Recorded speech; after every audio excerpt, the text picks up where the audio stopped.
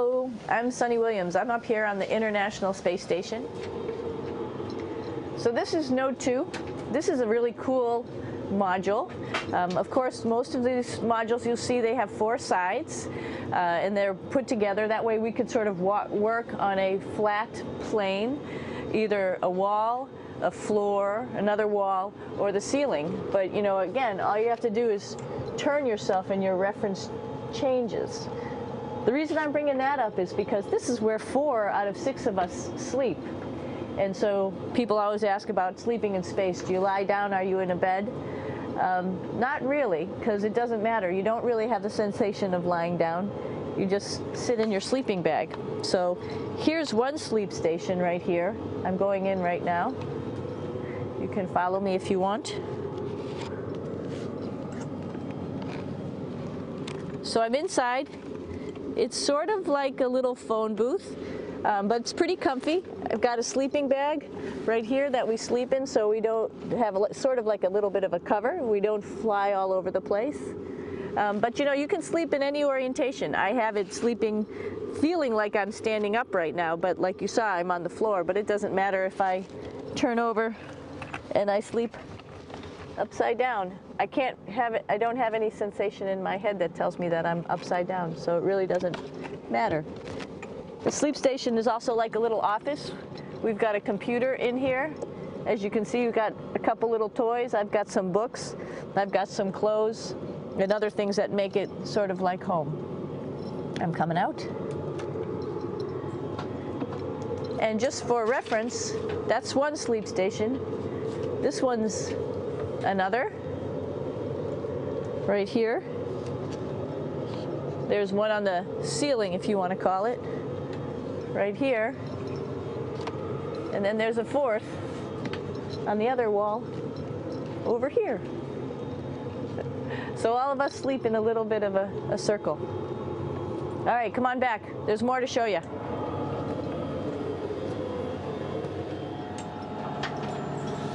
I know that there's some questions about how to use the bathroom and how do you actually live in space like normal, like at home. I mentioned real quickly about getting up in the morning and brushing your teeth and washing your face. Well, how do you do that? Well, here is the bathroom essentially. You get up in the morning and we have a little kit and it has all the essential things that you need, like your toothbrush and toothpaste and brush. See how much better the brush makes my hair look? I'm just joking. It still stands up straight. It doesn't matter where you are. It's always going to stand up straight while you're up in space. A lot of people ask about toothbrush and toothpaste. So, luckily enough, toothpaste, you can do it upside right this way, is sticky, and so it sticks to your toothbrush. No problem. Another cool thing is that water sticks to your toothbrush too. If you can see it, I'll have some water come out. The water is pretty neat up in space. It'll stick to your toothbrush and it will make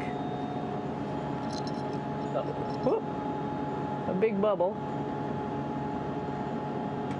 and that's just by surface tension. And then you can drink it. So a lot of people ask about what do you do with the toothpaste after you brush your teeth.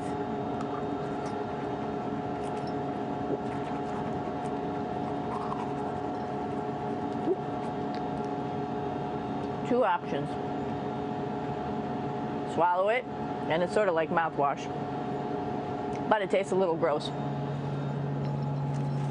Or you can just spit it out in a paper towel, and then you don't have to worry about it. Swallowing thing I wouldn't recommend at home. I'm only up here for 4 months, so it's not that bad. One of the most pressing questions about living in space, of course, is the bathroom. So let's take a look at that little piece of work. Come on in.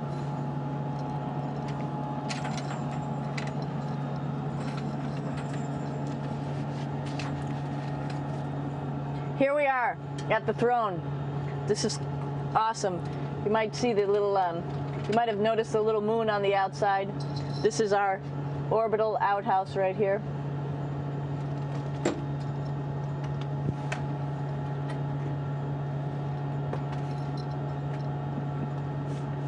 And of course, it serves for two functions. Number 2, right here. I'll show you.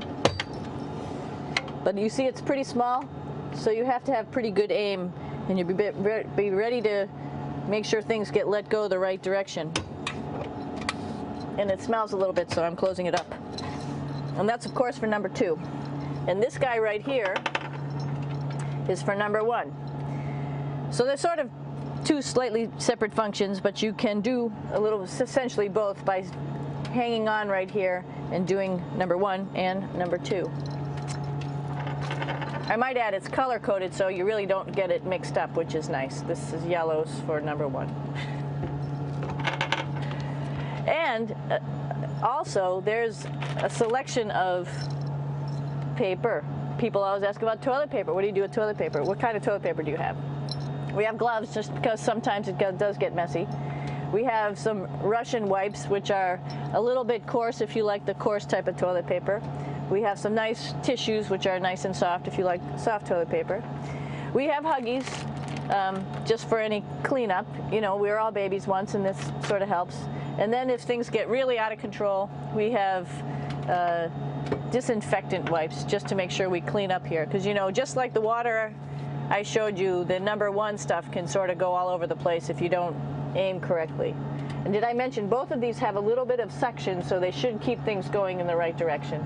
But like I said, sometimes things get a little out of control if you are out of control yourself flying around. So we have lots of protective stuff. And of course, you do have your privacy. There's a little door, so other people know that you're in there.